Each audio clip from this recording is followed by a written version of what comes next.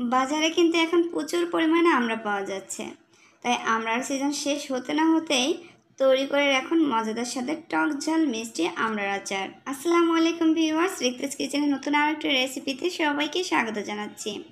আজকে তৈরি করে দেখাবো খুবই সহজ উপায়ে কোনো রকমের রোদে দেওয়ার ঝামেলা ছাড়াই আমড়ার রেসিপি।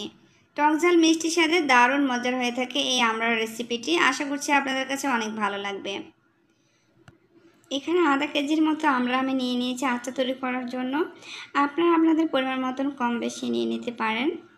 তো আমড়াগুলোকে খুব ভালোভাবে খোসা ছাড়িয়ে এভাবে করে ফালি ফালি করে কেটে নিয়েছি। এবার আচার তৈরি করার পালা। চুলায় প্যান বসিয়ে তাতে কিছু সরিষার তেল অ্যাড করে দিচ্ছি। তেলটাকে খুব ভালো করে গরম করে নেব। আর এবার অ্যাড করে দিচ্ছি হাফ টেবিল চামচ পরিমাণ সরিষা বাটা, অ্যাড করে দিচ্ছি হাফ টেবিল চামচ পরিমাণ রসুন বাটা। আপনারা চাইলে এখানে আস্ত রসুনটাও ইউজ করতে পারেন। দিয়ে দিয়েছি হাফ টেবিল চামচ পরিমাণ পাঁচফোড়ন। আমি এখানে আস্তা পাঁচফোড়নটা ইউজ করেছি। এবার সব কিছুকে কিছুক্ষণ সময় নেড়ে চেড়ে নেব। আর এরপরে আমড়াগুলোকে অ্যাড করে দিব। এবার ভালোভাবে আমড়াগুলোকে নেড়ে চেড়ে নিতে হবে। এবার অ্যাড করে দিচ্ছি স্বাদ মতো চিনি। আমি এখানে আধা কেজি পরিমাণ আমড়ার জন্য 1/3 কাপ পরিমাণ চিনি ইউজ করেছি। এতে করে মিষ্টিটা অনেক বেশি হয়েছে, তবে আপনারা যদি মিষ্টি খেতে কম পছন্দ করেন সেক্ষেত্রে এর চেয়ে একটু কমিয়ে দিবেন। এবার ভালোভাবে কিছুক্ষণ সময় নেড়ে চেড়ে নেব। আর কিছুক্ষণ পরে দেখতে পাবেন চিনি থেকে কিন্তু পানি ছেড়ে দিয়েছে।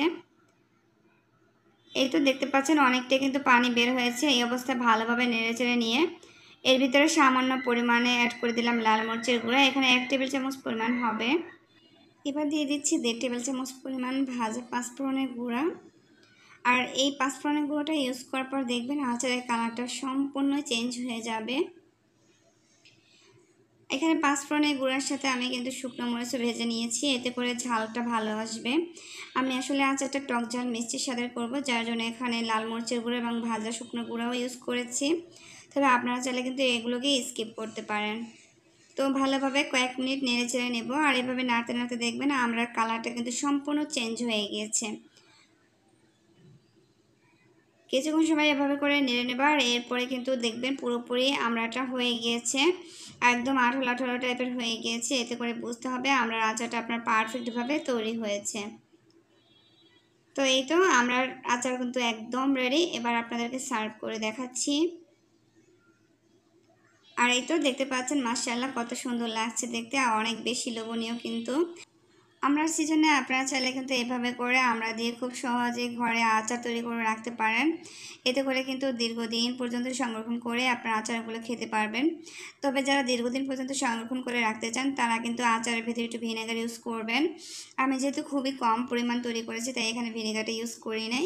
তো যাই হোক, আজকের ভিডিওটা এই পর্যন্তই। কেমন লেগেছে অবশ্যই কিন্তু কমেন্ট করে জানাবেন। ভালো লাগলে সবার সাথে ভিডিওটি শেয়ার করে দেবেন।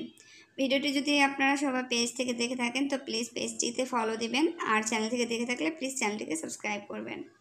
সবাই অনেক অনেক ভালো থাকবেন, সুস্থ থাকবেন। আজকের মতো বিদায় নিচ্ছি। আল্লাহ হাফিজ।